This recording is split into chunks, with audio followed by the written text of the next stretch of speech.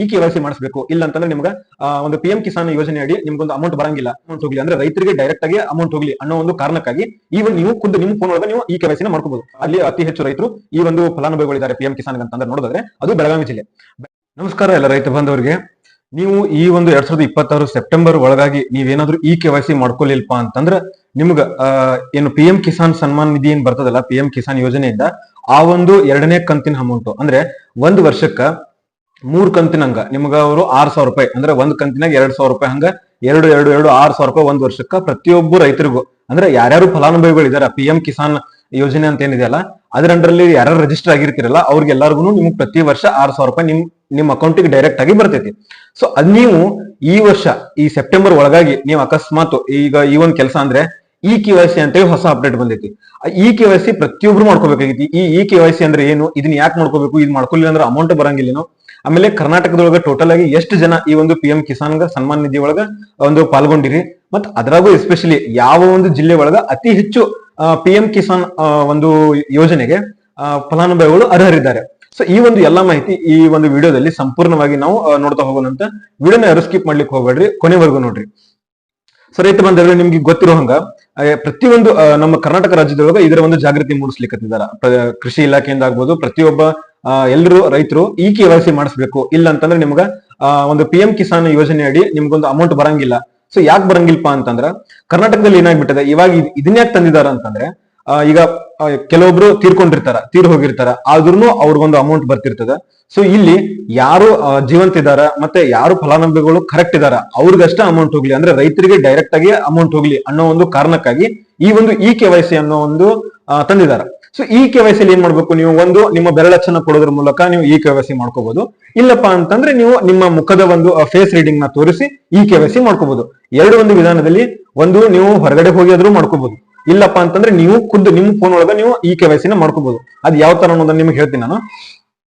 So ಈಗ ಇದರಲ್ಲಿ ಕೇಂದ್ರ ಸರ್ಕಾರ ಒಂದು ಮಾರ್ಗಸೂಚಿ ಏನ್ ಹೊರಡಿಸಿದೆಯಪ್ಪ ಅಂತಂದ್ರೆ ಕಡ್ಡಾಯವಾಗಿ ಪ್ರತಿಯೊಬ್ಬ ರೈತರು ಈ KYC ನ ಮಾಡಿಸ್ಕೊಳ್ಳೇಬೇಕು. ಅದು ನೀವು ಈ KYC ಮಾಡಿಸ್ಕೊಳ್ಳಿಲ್ಲ ಅಂದ್ರೆ ಅಮೌಂಟ್ ಬರೋಂಗಿಲ್ಲ ಅಂತ ಹೇಳಿದ್ದಾರೆ. ಸೊ ಅದ್ರಾಗ ನಾನು ನಿಮ್ಗೆ ಆಗಲೇ ಹೇಳಿದೆ, ಎಂಟೈರ್ ಆಗಿ ನಮ್ಮ ಕರ್ನಾಟಕ ತುಂಬಾ ಒಟ್ಟಾರೆ 41.5 ಅಂದ್ರೆ 41.5 ಲಕ್ಷ ರೈತರು ಈ ಒಂದು PM ಕಿಸಾನ್ ಯೋಜನೆಗೆ ಅರ್ಹರಿದ್ದಾರೆ. ಸೊ ಅವರು ಆಲ್ರೆಡಿ ಅವರಿಗೆ ಅಮೌಂಟ್ ಹೋಗ್ತಾ ಇದೆ. ಅದ್ರಲ್ಲಿ ಅತಿ ಹೆಚ್ಚು ನಿಮ್ಗೆ ನಾನು ಹೇಳಿದೆ ಯಾವ ಒಂದು ಜಿಲ್ಲೆ ಅಲ್ಲಿ ಅತಿ ಹೆಚ್ಚು ರೈತರು ಈ ಒಂದು ಫಲಾನುಭವಿಗಳಿದ್ದಾರೆ PM ಕಿಸಾನ್ ಅಂತಂದ್ರೆ ನೋಡೋದಾದ್ರೆ ಅದು ಬೆಳಗಾವಿ ಜಿಲ್ಲೆ. ಬೆಳಗಾವಿ ಜಿಲ್ಲೆಯಲ್ಲಿ ಒಟ್ಟಾರೆ ಟೋಟಲ್ ಕರ್ನಾಟಕದಲ್ಲಿ 41.5 ಲಕ್ಷ ಇದ್ರೆ ಬೆಳಗಾವಿ ಜಿಲ್ಲೆಯಲ್ಲಿ 5,38,000 ರೈತರು ಇದ್ದಾರೆ. ಸೊ ಈ ಟೋಟಲ್ ಈ ಬೆಳಗಾವಿ ಜಿಲ್ಲೆಯಲ್ಲಿ ಯಾವ್ಯಾವ ತಾಲೂಕಿನಲ್ಲಿ ಎಷ್ಟೆಷ್ಟು ಜನ ಇದ್ದಾರೆ ಅಂತ ನೋಡೋದಾದ್ರೆ ಒಟ್ಟಾರೆ ಅಥಣಿಯಲ್ಲಿ 60,000, ಬೈಲಹೊಂಗಲದೊಳಗ 30,000, ಬೆಳಗಾವಿಯಲ್ಲಿ 37 ಅಂದ್ರೆ ಬೆಳಗಾವಿ ಸಿಟಿಯಲ್ಲಿ, ಚಿಕ್ಕೋಡಿಯಲ್ಲಿ 55,000, ಗೋಕಾಕ್ನಲ್ಲಿ 39,000, ಹುಕ್ಕೇರಿಯಲ್ಲಿ 50, ಕಾಗವಾಡದಲ್ಲಿ 20,000, ಖಾನಾಪುರದಲ್ಲಿ 35,000, ಕಿತ್ತೂರೊಳಗ 16,000, ಮೂಡಲ್ಗಿಯಲ್ಲಿ 28,000, ನಿಪ್ಪಾಣಿ ಒಳಗ 29,000, ರಾಮದುರ್ಗದಲ್ಲಿ 36,000, ರಾಯಬಾಗದಲ್ಲಿ 48,000, ಸವದತ್ತಿಯಲ್ಲಿ 35,000, ಯರಗಟ್ಟಿಯಲ್ಲಿ 12,000. ಅಂದ್ರೆ ಮೇಲೆ ಟೋಟಲ್ ನಾನು ರೌಂಡ್ ಫಿಗರ್ ಹೇಳಿದೀನಿ ನಿಮ್ಗೆ. ಮೇಲ್ಗಡೆ ಮತ್ತೆ ಸಣ್ಣ ಪುಟ್ಟ 100-200 ಜನ ಇದ್ದಾರೆ. ಆದ್ರೆ ಒಟ್ಟಾರೆ ಸೇರಿ 5,38,364 ಜನ ರೈತರು ಬೆಳಗಾವಿ ಜಿಲ್ಲೆಯಿಂದ ಫಲಾನುಭವಿಗಳಿದ್ದಾರೆ. ಸೊ ನೀವು ಹೇಳಿದೆ ಇದನ್ನ ಎಲ್ಲಿ ಈಗ ಈ KYC ಮಾಡಿಸ್ಕೋಬೇಕಂತ ಹೇಳಿದೆ. ಈಗ ಅದರಲ್ಲೂ ಎಸ್ಪೆಷಲಿ ಕರ್ನಾಟಕದಲ್ಲಿ ಬೆಳಗಾವಿ ಜಿಲ್ಲೆಯಲ್ಲಿ ಅತಿ ಹೆಚ್ಚು ಜನರು ಇದರ ಒಂದು ಸದುಪಯೋಗನ ಪಡ್ಕೊಳ್ತಿದ್ದಾರೆ. ಸೊ ಇವಾಗ ಈ PM ಕಿಸಾನ್ ಯೋಜನೆ ಇದನ್ನ ನಾವು ಮೊಬೈಲ್ ನಲ್ಲೂ ಮಾಡ್ಕೋಬಹುದು ಅಂತ ಹೇಳಿದೆ ನಿಮ್ಗೆ. ಪ್ಲೇ ಸ್ಟೋರ್ ನಲ್ಲಿ ಹೋಗಿ ನೀವು PM ಕಿಸಾನ್ ಮೊಬೈಲ್ ಆಪ್ ಅಂತ ಇದೆ, PM ಕಿಸಾನ್ ಅಂತ ಒಂದು ಆಪ್ ಇದೆ. ನೀವು ಅದನ್ನ ಇನ್ಸ್ಟಾಲ್ ಮಾಡ್ಕೊಂಡು ಅದರಲ್ಲಿ ನೀವು ಏನ್ ಮಾಡ್ಬೇಕಾಗ್ತದಪ್ಪ ಅಂತಂದ್ರೆ ಲಾಗಿನ್ ಆಗಿ ನಿಮ್ಗೆ ಅದರಲ್ಲಿ ಆಧಾರ್ದೊಂದು ಆಪ್ ಬರ್ತದ. ಸೊ ಆ ಒಂದು RD ಆಪ್ ಅಂತ ಹೇಳಿ RD ಆಪ್ ಅಂತ ಬರ್ತದ. ಆ ಒಂದು ಆಪ್ ನ ನೀವು ಇನ್ಸ್ಟಾಲ್ ಮಾಡ್ಕೋಬೇಕಾಗ್ತದ.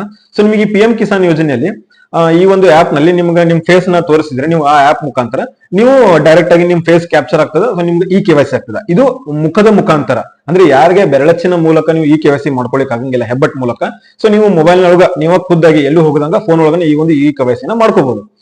ಇಲ್ಲಪ್ಪ ನಮಗೆ ಇದು ಏನ್ ಫೋನ್ ಒಳಗೆ ಗೊತ್ತಾಗಂಗಿಲ್ಲ ಬೇಡ ಇದ್ರಲ್ಲ ಅಂತಂದ್ರೆ ನೀವು ಡೈರೆಕ್ಟ್ ಆಗಿ ಖುದ್ದಾಗಿ ನಿಮ್ಮ ಹತ್ತಿರದಲ್ಲಿರುವಂತ ಯಾವ್ದಾದ್ರು ಒಂದು ಗ್ರಾಮವನ್ನು, ಕರ್ನಾಟಕವನ್ನು ಅಥವಾ ರೈತ ಸಂಪರ್ಕ ಕೇಂದ್ರನೋ ಇಲ್ಲಿ ಹೋಗಿ ನೀವು ನಿಮ್ಮ ಬೆರಳಚ್ಚನ್ನು ಕೊಡೋದರ ಮುಖಾಂತರ ಈ ಒಂದು KYC ನ ಮಾಡಿಸ್ಕೋಬಹುದು.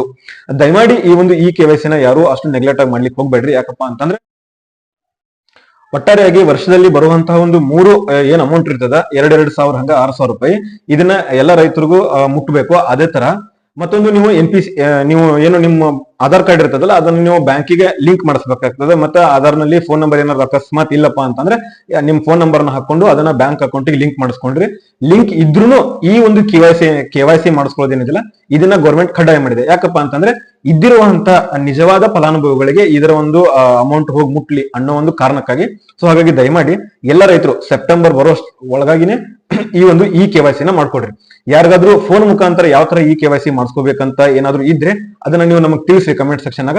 ಅದ್ರದೊಂದು ವಿಡಿಯೋನ ಮಾಡೋದು ನಿಮ್ಗೆ ನಾವು ಹೆಲ್ಪ್ ಮಾಡ್ತೀವಿ. ಸೊ ಈ ಒಂದು ಮಾಹಿತಿ ಇಷ್ಟ ಆಗಿತ್ತಪ್ಪ ಅಂತಂದ್ರೆ ದಯಮಾಡಿ ಈ ಒಂದು ವಿಡಿಯೋನ ಆದಷ್ಟು ಜನ ರೈತರಿಗೆ ನೀವು ಶೇರ್ ಮಾಡ್ರಿ. ಯಾರಿಗೆಲ್ಲ ಇದ್ರ ಬಗ್ಗೆ ಮಾಹಿತಿ ಇಲ್ಲ ಅವ್ರಿಗೂ ಇದ್ರ ಬಗ್ಗೆ ಮಾಹಿತಿ ತಿಳ್ಕೊಳ್ಳಿ. ಯಾಕಪ್ಪ ಅಂತಂದ್ರೆ ಎಲ್ಲರೂ ಫಲಾನುಭವಿಗಳು ಇದರ ಒಂದು ಸದುಪಯೋಗನ ಪಡ್ಕೊಳ್ಬೇಕಾಗ್ತದೆ. ಸೊ ಹಾಗೆ ಧನ್ಯವಾದಗಳು.